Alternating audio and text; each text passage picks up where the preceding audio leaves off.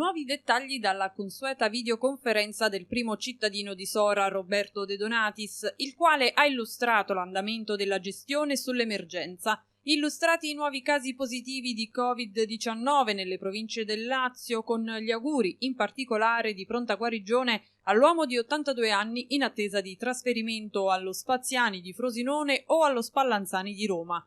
4 i tamponi in attesa di verifica provenienti dal Santissima Trinità di Sora. Dopo le prime zone della città sottoposte a sanificazione sarà la volta del centro storico ad opera degli operatori della società Ambiente. Un richiamo anche a quei cittadini che proprio non riescono ad osservare le nuove regole e non curanti della propria e altrui salute continuano ad evadere dalle proprie abitazioni. Ai comportamenti non rispettosi e non ossequiosi delle direttive prescritte dai decreti. Occasione invece per uscire senza quelle motivazioni fondanti che sono solamente nelle tipologie di casi che sono consentiti dalla legge.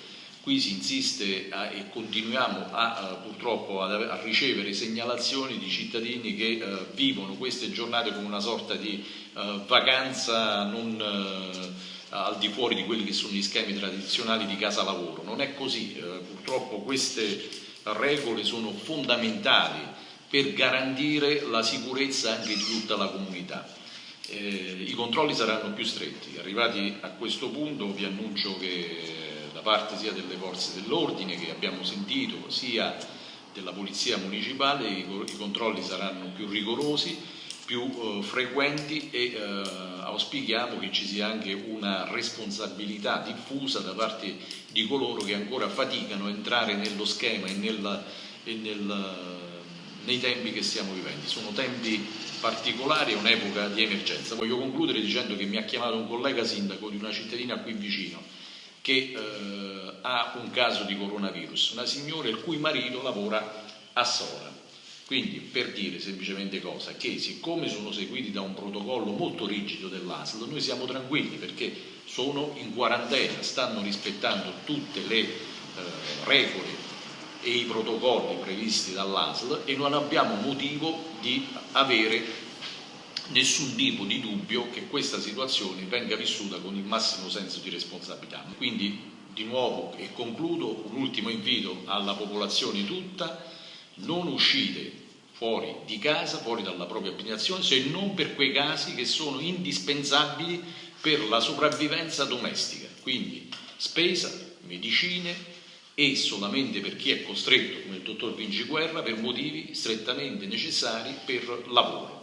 Presente alla videoconferenza anche il consigliere e presidente dell'Associazione Dipendenti Ospedalieri Augusto Vinciguerra. Parliamo di una richiesta immediata fatta già da qualche giorno affinché i posti, voi sapete che nell'ospedale di Sora c'è il reparto di rianimazione con 6 posti, stiamo cercando attraverso una serie di aggiustamenti con la ASL di Frosinone di portarli a 9 e già questo significa un grosso aiuto che noi possiamo dare al territorio. Quindi da 6 portare a 9 i posti di rianimazione.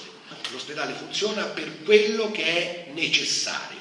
Noi si stanno facendo in questo momento solo delle attività indifferibili e quindi sia che le chirurgie funzionano. Ovviamente per chi? Per tutti i malati purtroppo oncologici e per tutti i traumi e per tutte le urgenze, ma ovviamente funziona per tutto quello che c'è necessario.